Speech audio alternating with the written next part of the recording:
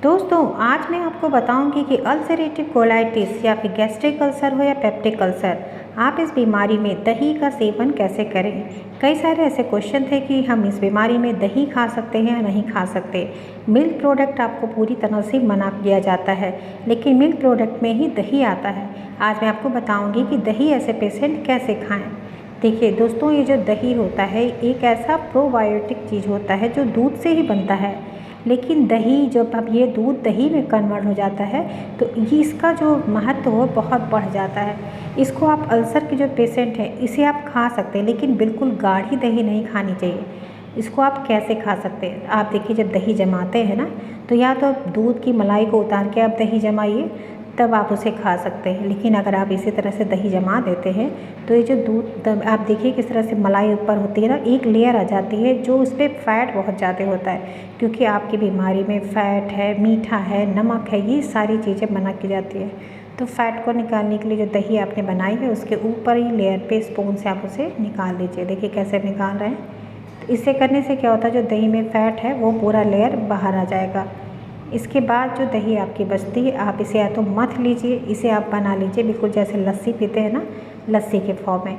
या फिर सिंपल सा तरीका है, आप अगर 1 कटोरी दही खाना चाहते हैं तो यही 1 कटोरी दही आप लीजिए और इसको देखिए कैसे बना के पी सकते हैं। कुछ पेशेंट दोस्तों अल्सर के ऐसे होते हैं जिनको इस समय बहुत ज़्यादा परेशानी होती है, यहाँ तक कि ब्लीडिंग की समस्या हो जाती है, तो उन्हें खाने पीने की बहुत दिक्कत होती है। ऐसे जो पेशेंट होते हैं दोस्तों, सिर्फ यही जो आप दही हम आपको बताने जा रहे हैं, इसी तरह से पतली दही बना के छाछ के फॉर्म में आप दिन भर, अगर आप 3 से 4 दिन ही लेते हैं, छाछ के फॉर्म में दही लीजिए और खाने में लंच के समय पे आप इसमें पतली पतली रोटी, गेहूं की रोटी अगर बनाते हैं तो गेहूं की रोटी में चोकर ज़्यादा मिला दीजिए, जिससे फाइबर से वो भर जाए। यानी फाइबर्स रोटी आपको खानी है, बहुत पतले आटे वाली रोटी नहीं, मैदा वैदा नहीं यूज़ करना बिल्कुल।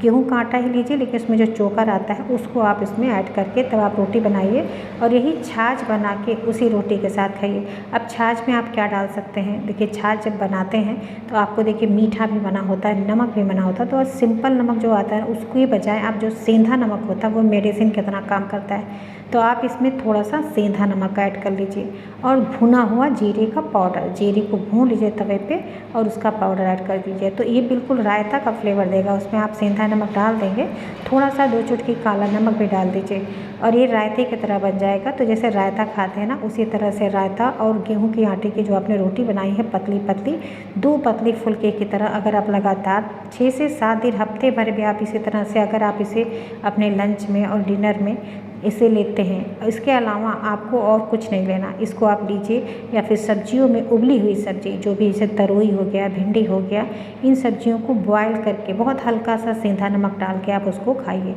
इन उपचार को अगर आप लगातार 7 दिन करेंगे तो जो ब्लीडिंग आती है, जैसे अल्सर के पेशेंटों में बहुत ज़्यादा पेट में दर्द होता है, तो उस समय आपको डाइट तुरंत चेंज करना चाहिए, आपको सिर्फ यही डाइट लेना चाहिए। ऐसे ही पतली दही लीजिए और दही को देखिए, अब इस दही को कैसे पीना है। इस दही अगर आप एक बार क्या करिए, जैसे कुछ लोग ऐसे होते हैं मिल्क प्रोडक्ट जो भी है उससे उन्हें बहुत ज़्यादा परहेज होता है, उनको इसे लेने से और भी तकलीफ पड़ जाती है, तो आप एक बार इस छाछ को पी के देखिए। अगर आपको इससे कोई प्रॉब्लम नहीं होती तो आप इसी तरह से छाछ को बना के दिन में 2 से 3 बार 1-1 गिलास, जो मीडियम साइज़ का गिलास आता है उससे आप इसको पीजिए। ये आपके दवा की तरह काम करेगा और पेट के दर्द में आपको तुरंत ही आराम देगा। आगे हम आपको वीडियो में बताएंगे कि और क्या चीज़ ऐसा है जो आप खा सकते हैं और क्या चीज़ है जो बिल्कुल नहीं खाना है। तो पूरा वीडियो देखिएगा दोस्तों। वीडियो पसंद आए तो प्लीज़ लाइक ज़रूर करिएगा, दोस्तों के साथ शेयर करिएगा, चैनल पर नए हैं तो सब्सक्राइब कर लीजिए।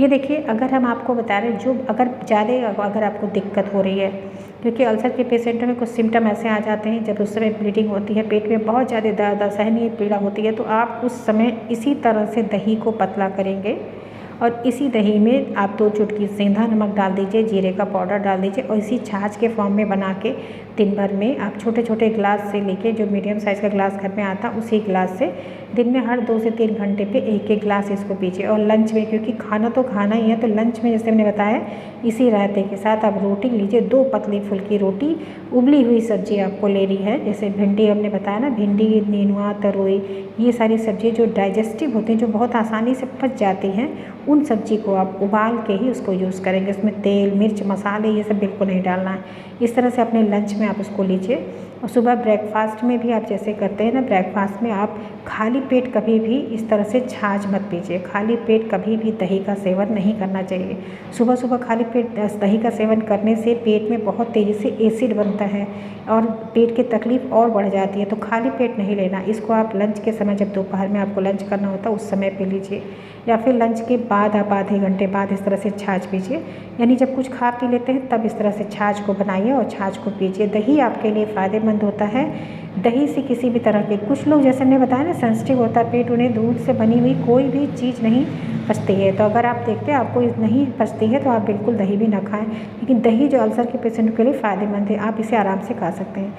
नेक्स्ट चीज़ है दोस्तों, गाजर आपके लिए बहुत फ़ायदेमंद है। गाजर है, खीरा है, पत्ता गोभी है। इन तीनों चीज़ों को आपस में बराबर मात्रा में मिला के इनका जूस बना के आप दिन में 2 से 3 बार छोटे छोटे ग्लास से पिया करिए। मुलेठी है, मुलेठी का पाउडर ले लीजिए, उसे पानी में घोल के आप दिन में 2 बार पीजिए।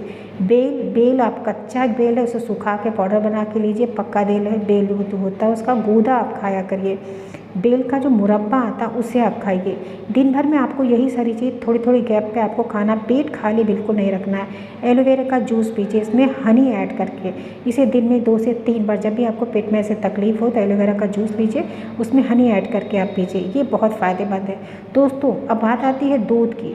दूध जो होता है अल्सर के पेशेंटों को बिल्कुल नहीं लेना चाहिए। मैंने अभी आपको रिसेंटली बताया है कि दूध जो गैस्ट्रिक एसिड होता है और पेप्टिक अल्सर के अल्सरेटिव कोलाइटिस में दर्द में लेते हैं। तो मैंने आपको बताया दूध जो डायरेक्ट, हमने आपको नहीं बताया कि आप डायरेक्ट दूध लीजिए। आधा दूध आधा पानी जब उसको मिला देते हैं तो उसमें जो दूध के तत्व होते हैं ख़त्म हो जाते हैं और वो एंटासिड की तरह काम करता है। लेकिन जब पेट में बहुत ज़्यादा दर्द हो तब आप उसको करेंगे।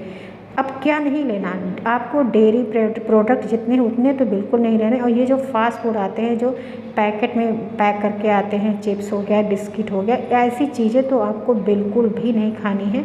ये आपके अल्सर की बीमारी को बहुत ज़्यादा बढ़ा देता है।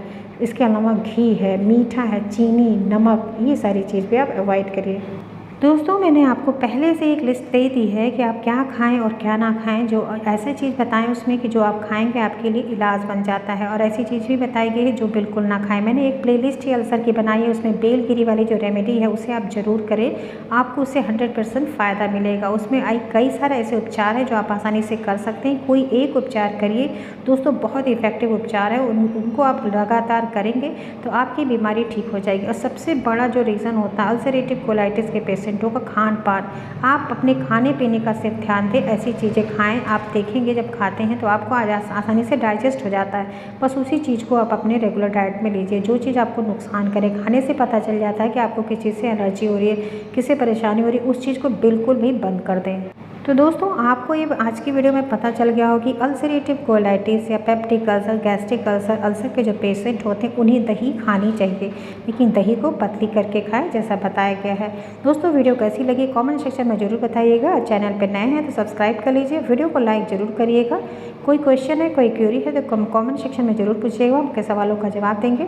इसी के साथ मिलते हैं नेक्स्ट वीडियो में किसी नई टॉपिक के साथ। तब तक अपना खूब ख्याल रखें। Thank you, bye bye, take care.